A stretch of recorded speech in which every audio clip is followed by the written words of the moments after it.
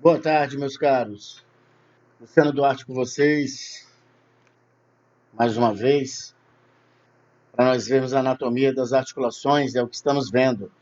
Fizemos uma curta exposição, né, onde verificamos os conceitos, o conceito da articulação, verificamos a classificação. Esse aí foi o último slide, que nós verificamos na nossa última conversa, e nós conseguimos definir articulações, dizer como é que elas contribuem para a homeostasia, definir suas funções e também classificamos, segundo critérios, as articulações, né? Sob os pontos de vista estrutural e funcional. O passo agora, pessoal, é conhecer os tipos de articulações nas suas peculiaridades estruturais e funcionais. Vamos ver. Bom, comecemos aí pelas articulações fibrosas, dentro daquele esquema de classificação estrutural. Lembramos aqui que a classificação estrutural das articulações conta com articulações fibrosas, articulações cartilagíneas e articulações sinoviais. Importante saber que o critério para eu classificar essas articulações é a presença ou não de cavidade articular e que tipo de tecido está entre os ossos que se articulam em determinada articulação. Bom, as articulações fibrosas, pessoal, comecemos daí. Não possuem cavidade articular. Os ossos que compõem essa articulação são conectados por meio de um tecido conjuntivo fibroso e permitem pouco ou nenhum movimento. Então vejam que nós pegamos as articulações fibrosas e usamos todos aqueles critérios já vistos, tanto no contexto estrutural quanto funcional.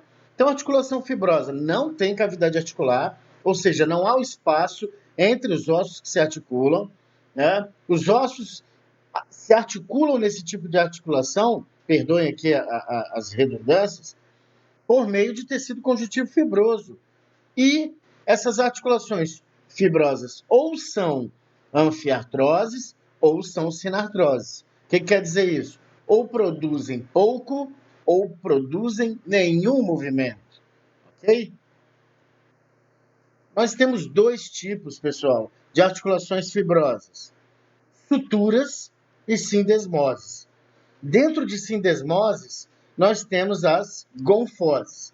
Então, o que nós vamos ver? Nós vamos examinar essas articulações direitinho, porque elas têm suas peculiaridades, suas características interessantes, tanto estruturais quanto funcionais. Bom, suturas. Sutura é um tipo de articulação fibrosa composta por uma fina camada de tecido conjuntivo fibroso entre os ossos que se articulam. Então, a sutura é uma articulação que tem uma fininha camada de tecido fibroso conectando esses ossos. Ocorrem apenas, meus amigos, entre os ossos do crânio. E aí, quando você tem um crânio na sua mão, no laboratório de anatomia, todas aquelas linhas entre os ossos, na verdade, são articulações. Articulações do tipo fibrosas, né? E qual o nome de cada linha daquela? Suturas. O interessante é que as suturas, na maioria das vezes ali, vai ser nomeada de acordo com os ossos que estão se conectando. Então você tem sutura internasal, entre os ossos nasais, sutura frontonasal, entre o frontal e os nasais, você tem sutura intermaxilar e assim sucessivamente. Nós sempre falamos, pessoal, como nós estamos aqui abordando as articulações no que diz respeito às suas considerações gerais, né? Nós damos três exemplos de articulações, de suturas, né? Que é um tipo de articulação fibrosa. Os três, assim, mais visíveis, mais evidentes, digamos assim. Sutura coronal, e nesse momento eu aproveito para falar quem é que essas suturas articulam. Vamos lá. Sutura coronal. A sutura coronal articula o osso frontal com os dois ossos parietais. Ok? A sutura sagital, ela vem imediatamente posterior à sutura coronal e ela está bem no plano mediano. A sutura sagital articula os ossos parietais entre si. Já a sutura lambdoide, está lá atrás, está posterior à sutura sagital. A sutura lambdoidea, ela articula os dois ossos parietais com o osso occipital, ok?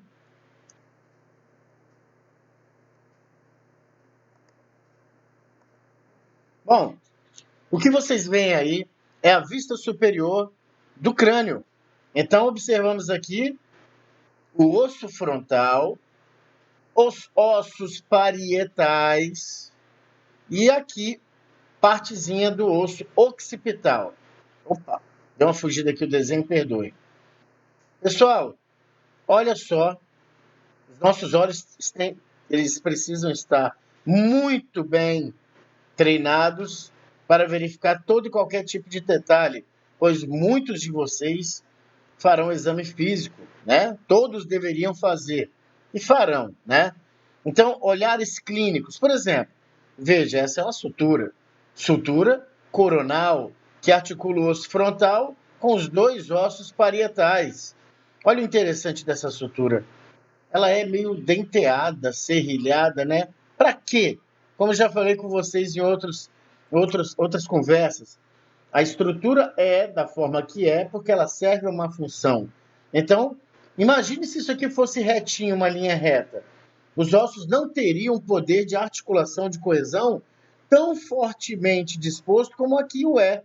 Então, essas suturas, essa forma como os ossos do crânio são articulados, é para propiciar o quê? Proteção. Proteção deste que está no interior da cavidade do crânio, que é o encéfalo. Então vejamos, sutura coronal articulando o osso frontal com os ossos parietais. Aqui, imediatamente posterior, sutura sagital. A sutura sagital que articula um osso parietal com osso parietal contralateral, né? Ou eu posso dizer, a sutura sagital articula os ossos parietais entre si. Aqui, meus amigos, percebam que nós vemos um pouquinho da sutura lambdoidea. Ela articula, em grande parte, os ossos parietais com o osso occipital. Vou aproveitar a figura aqui, meus amigos, para mostrar dois pontos craniométricos. Aqui, exatamente nesse ponto em comum das suturas coronal com a sutura sagital, esse ponto em comum chama-se bregma. É um ponto craniométrico, ou seja, um ponto que servirá para medição do crânio. O que era aqui no crânio do recém-nascido? Um fontículo, especificamente o fontículo anterior. Aqui, pessoal, nesse ponto em comum da seta, entre a sutura sagital e a sutura lambdoide, esse pontinho em comum, lambda, fazendo menção aí à letra grega, né? Lambda. Aqui também é um ponto craniométrico, e aqui no recém-nascido era o fontículo posterior. Vamos lembrar, pessoal, aproveitando a ilustração, que o ponto mais alto do crânio chama-se vértice. Ainda em suturas, perdão, vale salientar o que já comentamos hoje aqui. As bordas irregulares interligadas das suturas conferem resistência adicional e diminuem as chances de fratura. Sim, aquelas bordas serrilhadas, como vimos aí, elas fazem com que a coesão, a conexão, a articulação entre os ossos do crânio fique muito coesa. E isso faz com que haja proteção do nosso encéfalo. Como uma sutura é uma articulação que não produz movimento, senhoras e senhores, classificamos funcionalmente como uma sinartrose, ok? Algumas suturas presentes durante a infância são substituídas por osso no adulto. Tais suturas são exemplos de sinostoses. Então, sinostoses, meus amigos, o que são? São áreas em que tal sutura foi substituída por tecido ósseo. Veja aqui, novamente na ilustração, que, por exemplo, um indivíduo normalmente, né, na maioria dos casos, O indivíduo de idade bem avançada, essas suturas vão sumindo, vão se apagando. Esse apagamento, né, é uma sinostose, porque há uma deposição óssea aqui e vão apagando essas suturas. Vocês observarão nos seus distintos laboratórios de anatomia alguns crânios cujas suturas sumiram, apagaram. São os casos de sinostoses, como dito aqui, ok? Bom, o que vocês veem agora é a vista superior do crânio de um recém-nascido. Notem, meus amigos, olha o espaço entre os ossos que se articulam. Olha aqui, fontículo posterior, fontículo anterior. Notem, o osso frontal, ele é dividido por uma sutura, que no adulto, normalmente, né, lembra do conceito de normal? Na maioria dos casos, não ocorre isso aqui. Mas pode haver que haja um remanescente, né, uma sutura que nós chamaremos de frontal, se permanecer no adulto. Depois falaremos mais disso. O foco aqui é nisso aqui. Os fontículos anterior e posterior. Meus amigos, o crânio do recém-nascido tem que ser flexível, né, para passar pela vagina, que é um canal estreito, né, alguns chamam de canal, perdão, canal do parto, e para que o cérebro cresça também. Então há uma flexibilidade aí no crânio do recém-nascido. Olha aí, o osso frontal cresce em metades, que unem-se por meio de uma linha de sutura. Normalmente, ocorre completa fusão na sutura por volta dos 6 anos de idade, quando tende a desaparecer. Se a sutura persistir, meus amigos, além dos 6 anos de idade, ela é denominada sutura frontal. Pode ser que haja aí uma confusão nas bibliografias, pessoal. A sutura frontal era chamada de sutura metópica, né? Aquela sutura frontal que permanecia no crânio, né? Porque o normal não é ter essa sutura. Mas se ela permanece, isso é uma variação anatômica, antes era chamada de sutura metópica. Agora não, né? Desde 2001, quando publicada a Terminologia Anatômica Internacional, essa é a sutura frontal, se ela persistir. Vimos sobre as suturas, meus amigos. Tipo de articulação fibrosa, só encontro no crânio, e funcionalmente é uma sinartrose, pois não possui movimento, né? Sindesmoses. As sindesmoses, meus amigos, são outro tipo de articulação fibrosa. Veja aí, uma sindesmose é uma articulação fibrosa, na qual há uma distância maior entre os ossos que se articulam, além de mais tecido conjuntivo do que em uma sutura. Entenderam, pessoal?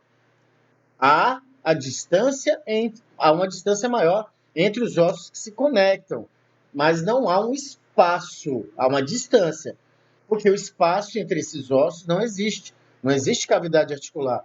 Há, há uma distância maior, mas o espaço será ocupado por tecido conjuntivo fibroso, já que a sindesmose também é um tipo de articulação fibrosa.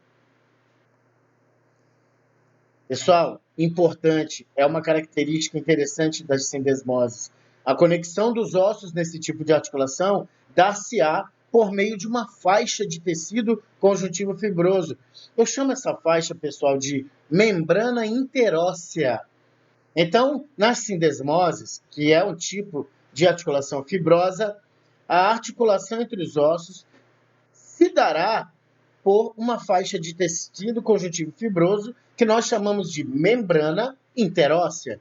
Membrana porque realmente é uma membrana, um tecido. E interóssea por quê? Porque está entre dois ossos.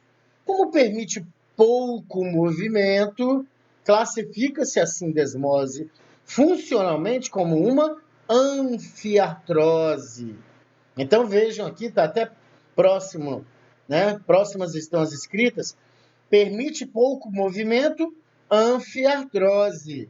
Então, as sindesmoses eu classifico funcionalmente como uma anfiartrose. Ok? Olha o que eu vejo aí, meus amigos. Uma sindesmose radiular, né? Olha aqui, osso articulado com outro osso, unido por uma faixa de tecido fibroso que eu chamo de membrana interóssea. Então, essa é uma característica marcante das sindesmoses. Olha uma sindesmose tibiofibular, amigos. A sindesmose tibiofibular ocorre osso articulando com outro osso, tendo uma faixa de tecido conjuntivo fibroso denominada membrana interóssea. Então, essa disposição, né, configura uma sindesmose. E as gonfoses? Também são articulações fibrosas. As gonfoses consistem no exemplo de sindesmose. E aí você pode chamá-la de gonfose ou sindesmose dentoalveolar. Pessoal, os únicos exemplos de gonfoses no corpo humano são as articulações entre as raízes dos dentes, que são aquelas partes do dente que nós não conseguimos ver porque elas estão inclusas, né? Estão articulando-se com as maxilas e com a mandíbula. Então, a articulação entre as raízes dos dentes e os processos alveolares nas maxilas e na mandíbula. Ok? A gonfose não permite movimento. Desta feita, funcionalmente, a gonfose é classificada como uma sinartrose, sem movimento. Ok? O que vimos a respeito de funcionalidade nas articulações fibrosas? Revendo. Estrutura é uma sinartrose, não produz movimento. Sindesmose é uma anfiartrose, produz algum movimento. E as gonfoses? Sinartrose, pois não permitem movimento. Ok, galera? Eu vou parar aqui, né, para nós irmos devagarinho. Vimos a articulação fibrosa. As próximas que veremos são as articulações cartilagíneas. Um forte abraço, curta lá, se inscreva no canal, me sugira assuntos que eu possa falar com vocês de forma eficiente, com competência, né? Sugira, faça críticas, coloque seus comentários, manda e-mail para mim, lucianoduarte.anatomia@gmail.com. Forte abraço, cuidem da sua saúde.